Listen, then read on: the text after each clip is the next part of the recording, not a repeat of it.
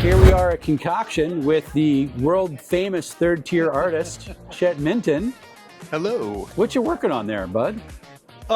Just doing a little, over here, I'll move my other set of my drawing glasses. Your drawing glasses. versus His my eyes seeing look glasses. like they are Yeah. bugs. It's great. Yeah. I'm just doing a little science fiction, horror, grim horror type of drawing.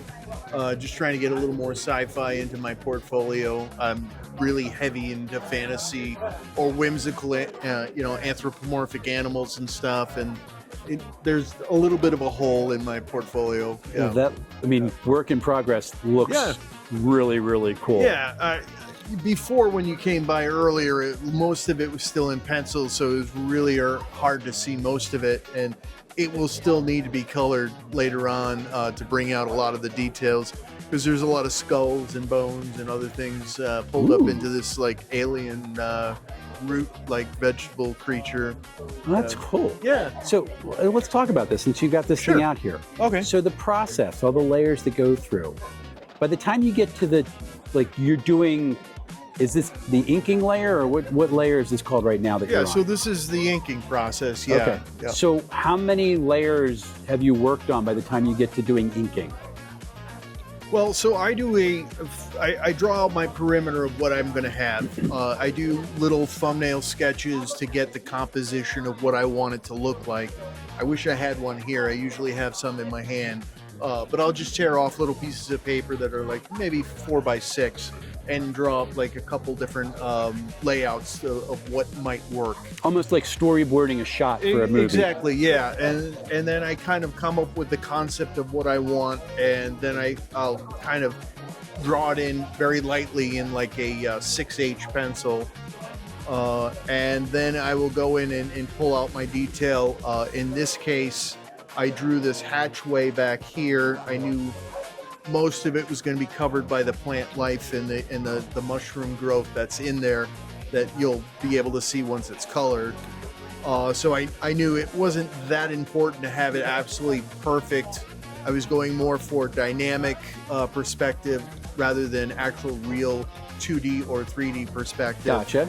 And put the figure. I knew the figure was going to be central just for this particular image.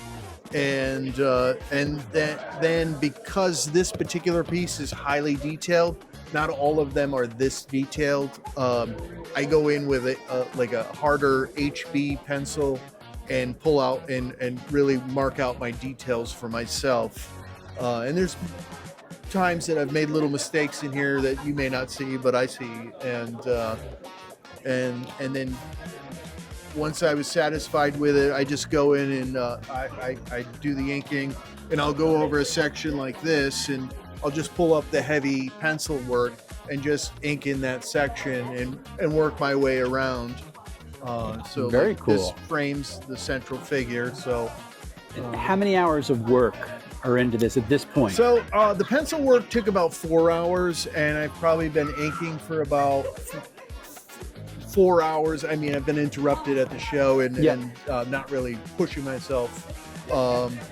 So honestly, about 8 to 10 hours maybe total between doing concept sketches and then you have to go to coloring after you get done that. The color, because of the detail in this particular one, will take much longer.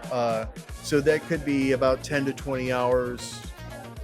Sometimes you just get locked in and you get right in it, and the color doesn't take as long as you think it's going to take. Mm-hmm. And there's other ones that you think are going to be much more simple, and it takes twice as long to color in. I just did the 50th anniversary Bunnies and Burrows, unofficial Bunnies and Burrows wraparound cover, and I probably spent a good 40 hours coloring that in.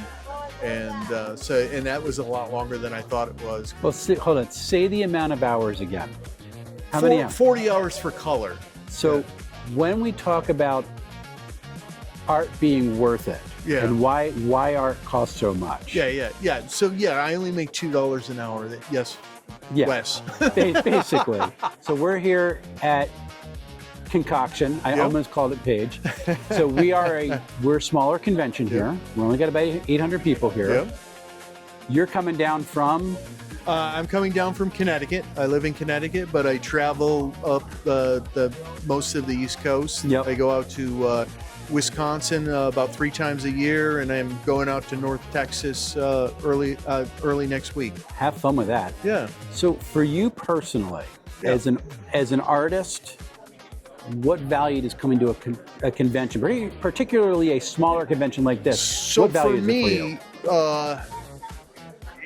Building an audience, reaching an audience, seeing people who are familiar with my art or know my art from gaming or comics, to be able to meet me and interact, and it's not only a pleasure for them, it's a pleasure for me, because I get to hear feedback, I get to find out like how I've affected people's lives, and yeah, it's really cool.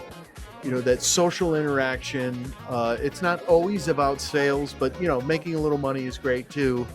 And bringing different new products and new ideas in front of people, building a new audience who just discovers your artwork, and having that connection.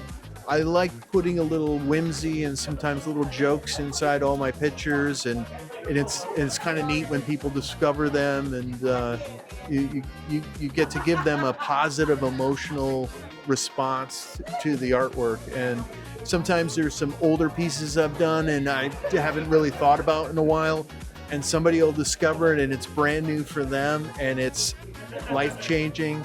I have a picture where there's an old man sleeping in a recliner, and he's holding a necklace and he's falling asleep, and there's cats knocking things down all around him, and there's 2 pictures behind him, a portrait of a young man in a military outfit and a woman, and these ghostly images have come out and they're embracing each other.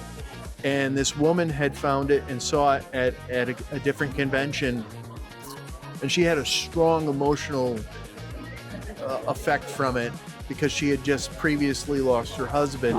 And she asked me, is the old man the man in the portrait? And I said, yeah, he has lost his wife. He's holding her necklace. So if you see the necklace she's holding, she's wearing it in the portrait picture.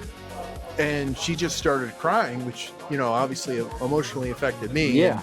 And to be able to bring that kind of a reaction, not that it has to be a sad reaction or an emotional, grief reaction. And she came back about an hour later and she said, I have to buy this one. And it's amazing. It's storytelling, it's story making. It's it's a vital part of life, I think. Just like music and writing, I think the visual arts, really affect people.